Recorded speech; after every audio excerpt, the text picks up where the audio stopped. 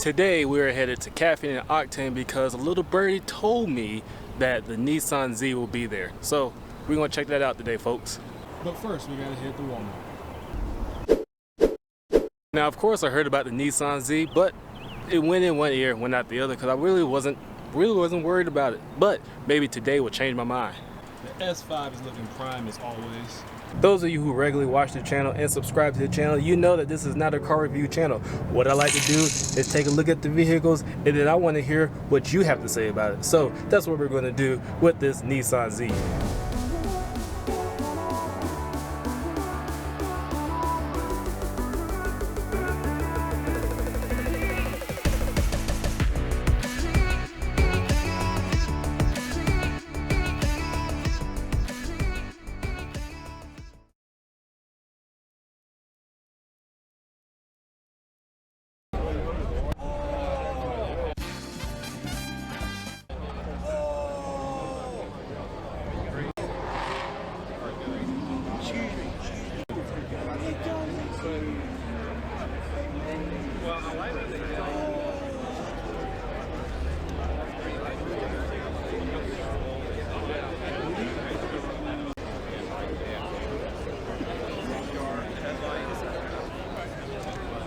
They finally made the call. You drew me.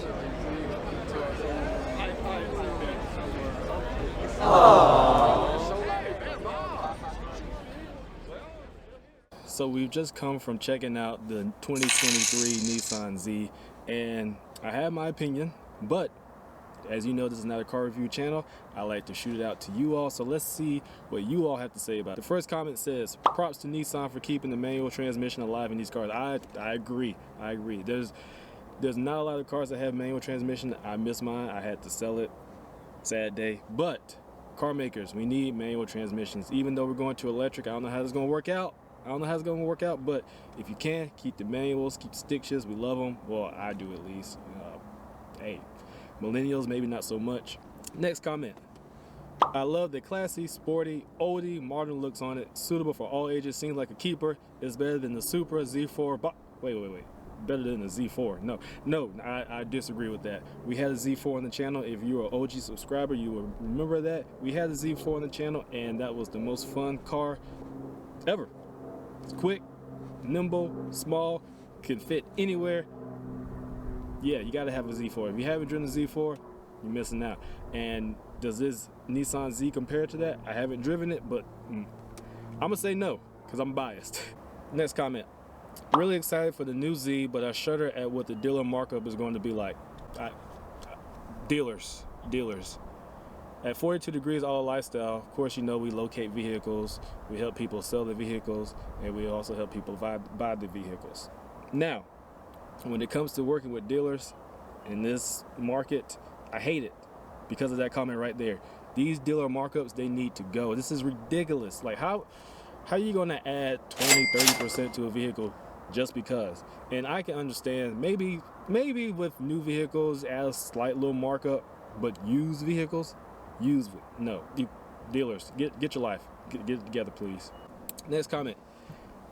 It asks, how well did you fit being as tall as you are in the vehicle? And this person responds saying, I'm 6'3" and I'm fine in my 370Z. The updated Z will have basically identical interior dimensions. Well, that's good for us tall people because we don't fit everywhere. I'm 6 feet.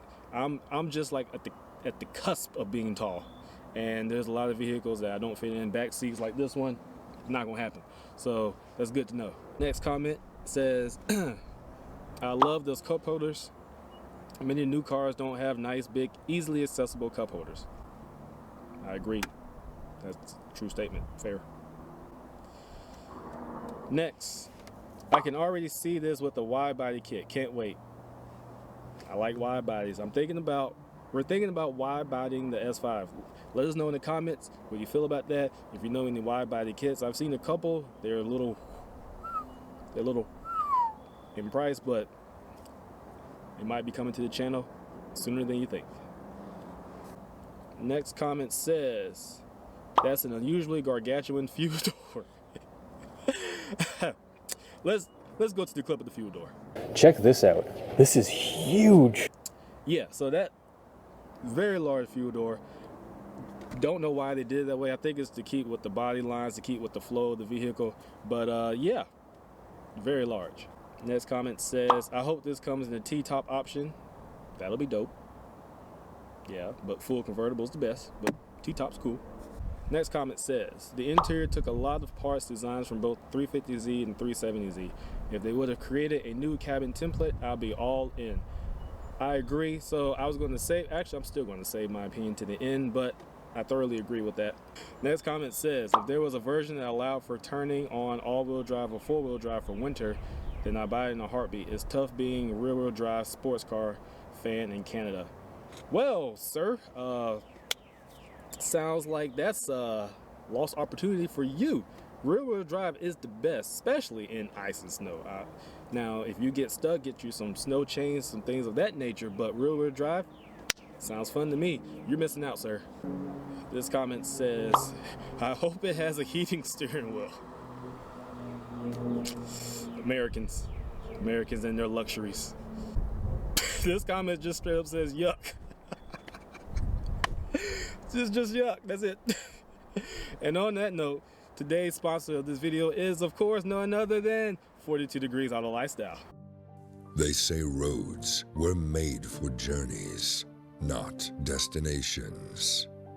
The ultimate road trip experience helps the automotive enthusiast experience incredible places in your own car or a car they have always wanted to drive by combining your love of travel, food, adventure, and most importantly, a fun car. At 42 Degrees Auto Lifestyle, we plan the entire route, hotels, meals, and activities because we believe from the time you meet us, your only job is to focus on the incredible driving and making new friends along the way. Are you ready to experience a road trip like no other?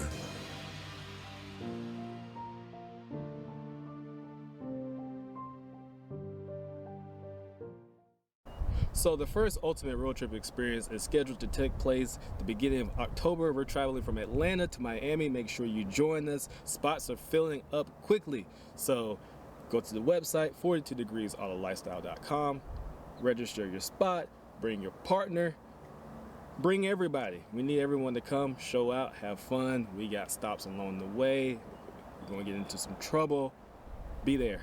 Next comment is, I was waiting for the visor test because when I tried it in my 370Z, it swung around and hit me in the face because it doesn't extend.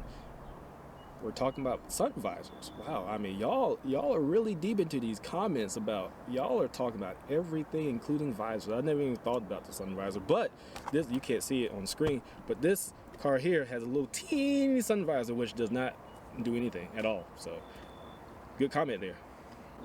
Hooray for real exhaust. Doug's gonna have fun with this one.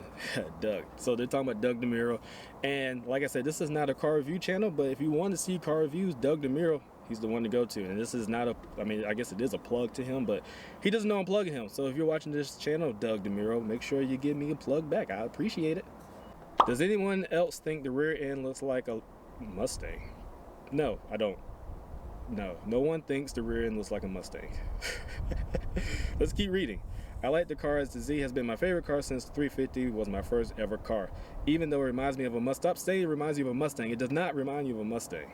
I do love how it looks like a modernized 300Z rear end. Now you say it looks like a 300Z rear end, well, you just said it looks like a Mustang. What? Pick one. You were confusing us out here. Pick one. The 300Z and the Mustang do not look anything similar. I'm not even going to keep, actually I am going to keep reading because he goes on to say, this new model's front end headlights look a bit too soft and too much like the original Scion TC. Let's bring a picture of a Scion TC. No.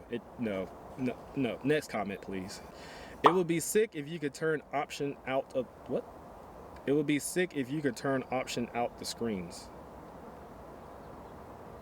What? Okay, what he's trying to say is it would be sick if you can option out the screens. Oh, that's what he said. I can't read today. It would be sick if you could option out the screens. Why would you want to option out the screens? apologize for the slightly different camera angle if that is indeed the case. My battery died. So, my opinion on should you buy the new 2023 Nissan Z. And in my opinion, that will be a no. And why I say that is because I think they kind of missed the mark on this one. You know, a lot of people were expecting it to be way up here, and it's kind of just mediocre in my opinion. The interior is just kind of like a regular Nissan. The exterior, I think they could have done a lot more to bring tribute to the past Zs in its history, but they just didn't quite make it. So, and who knows what the sticker price is going to be. People are saying 40, 50, 60,000, and in today's market, of course, with the markup, we can easily be looking at $80,000 for this vehicle. And do I think it's worth it? I don't. I think they should have leaned on like Ford and Dodge and other car makers that have been bringing tribute to their past vehicles like the Mustang and the Challengers. You know, use some styling cues from them, but they didn't, and it just quite did not make it. So do I think you should buy it? No, but there's Nissan peers out there who are thoroughly going to want to get this vehicle. So that's my opinion of the 2023 Nissan Z. Like I said, this is not a car review channel. We just hit on the high points, the things that I've noticed. But the most important thing is we let y'all speak. And so that's what we like to do here on this channel. So stay tuned for more videos. Stay tuned for more content. And if you're just here for the Nissan Z, go ahead and tune out. But we got a few more tidbits of vehicles that we saw at the car show. So check it out.